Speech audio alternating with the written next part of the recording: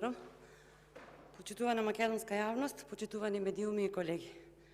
Разгледувајќи го предлогот за избор на член на Државниот совет за превенција на детско престапништво, прво нешто што ми падна во очи е фактот дека личностите не се менуваат, иако состојбите се влошуваат. Имено, денес всушност не правиме избор, туку правиме реизбор на членот Вукелј Валдета, која и предходните 5 години била член на Државниот совет за превенција на детско престапништво, а ќе биде и следните 5, иако детското престапништво ни е во пораст. Чисто за споредба, ако во една приватна компанија нема напредок, а има назадување, вработените се менуваат. Така би требало да биде и во државата, ама па вие си знаете. Исто така, согласно годишниот извештај за работата на Државниот совет за превенција на детско престапништво и за состојбите во областа на правата на детето и детското престапништво за 2021 година, а кој се уште чека за разгледување, еве веќе речиси после изминат прв квартал од 2023 година, во јуни 2021 година едногласно биле реизбрани истите лица за председател и подпредседател на Државниот совет. Ова е само уште една потврда на ова што пред малку го кажав, дека одговорните личности не се менуваат, иако состојбите се влошуваат. Денешниот предлог за член на Државниот совет за превенција на детско престапништво Вукелј Валдета, согласно член 154 став 3 од Законот за правда на децата, треба да го избере Собранието на Република Македонија на предлог на министерот за правда. На предлогот е подпишан Никола Тупанчевски, кој веќе не е министер за правда, па се прашувам дали и Кренар Лога се согласува со предлогот Вукелј Валдета да биде член на Државниот совет за превенција на детско престапништво во следните 5 години. Ова прашање ми е сосема легитимно, за да не се доведеме до ситуација Кренар Лога да има свој предлог, например, па Валдета да заврши како медицинските сестри во здравствениот дом во Куманово. Значи, пред да го разгледаме годишниот извештај за работата на Државниот совет за превенција на детско престапништво, ќе избираме член на Државниот совет, што значи дека на оваа власт многу поважно и е кој ќе биде член на советот, отколку што сработил советот. А за тоа што сработил советот, доволен е само податокот дека детското престапништво ни е во пораст, а во пораст ни се и девијантните појави. И да ве прашам, што ни е поважно во државава од децата за кои сите се согласуваме дека се наша иднина и наш приоритет? Само дел од поразителните бројки го говорат следното. Процентот на деца во ризик во 2021 година бележи тренд на зголемување за 18% во однос на 2020 година и за 7% во однос на 2019 година.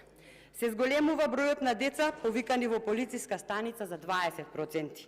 Во 2021 година центрите за социјална работа идентификувале најголем број деца жртви. Понатамо, во извештајот е нотирано дека се потребни измени во Законот за правда на децата со цел пропишување на постапка за посредување во случај на сторен прекршок. Еве и ова се констатирало за 2021 година, а ние такви измени до овој момент не сме сториле. Зошто Валдета, како досегашен член на Државниот совет, не притиснала да се направат потребниве измени досега? И дали ќе притисне за конечно да се направат во следните 5 години? Останува сосема оправдан нашиот сомнеш дека нема. Затоа тонеме како држава.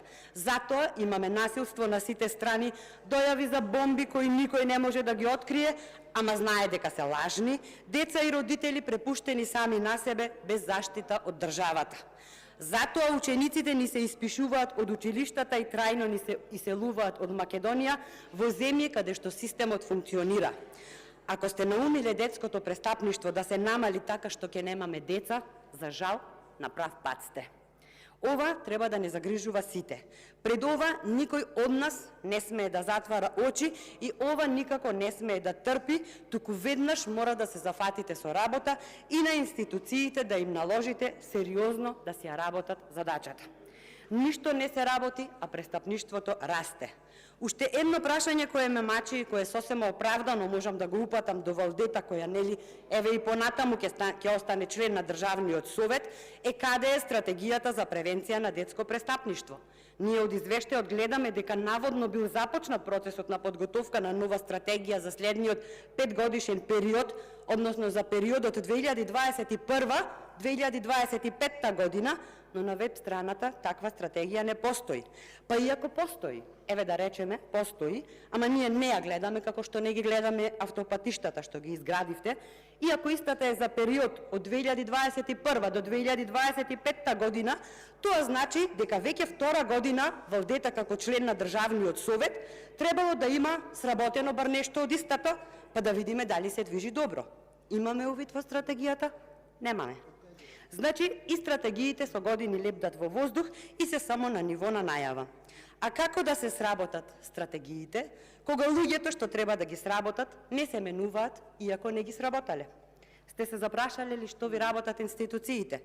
А ги пренатрупавте со партиски послушници центрите за социјална работа во државата. Се утепавте од унапредување и давање пари секаде каде што нема ефект. А собранието пак, секако, има многу поважна работа од заштита на правата на децата. На собранието најважно му е Јовески да стане уставен судија за да го штити криминалот на власта, па кој да мисли за децата, за нивните права и за нивната заштита. Срамно и жално е, колеги. Овде ќе го спомнам и годишниот извештај на Народниот правобранител, кој исто така никако да стигне за разгледување, иако уредно си е доставен, ама е заглавен таму некаде на некоја од бројните незавршени седници жртви на нашето стабилно мнозинство. Во него се забележува нееднаков третман на принципот на најдобар интерес на детето, воведен со Конвенцијата за правата на детето и опфатен со неколку закони кои се во сила заради недостиг на унифицирани законски критериуми. Исто така, во него е нотирано дека насилството помеѓу малолетниците, онлайн насилството и онлайн врсничкото насилство ни е присутно насекаде. Во таа насока, неопходно е превземање на мерки за навремено и ефективно решавање на случаите и казнливост на сторителите, како и мерки за поттикнување на жртвите да ги пријавуваат ваквите случаи. И овде ќе завршам. Обврската за почитување на правата на детето се однесува на сите нас, родителите, старателите, наставниците, воспитувачите. Но обврската за гарантирање дека правата на децата се почитуваат и за гарантирање на заштитата на правата на децата и припаѓа на државата.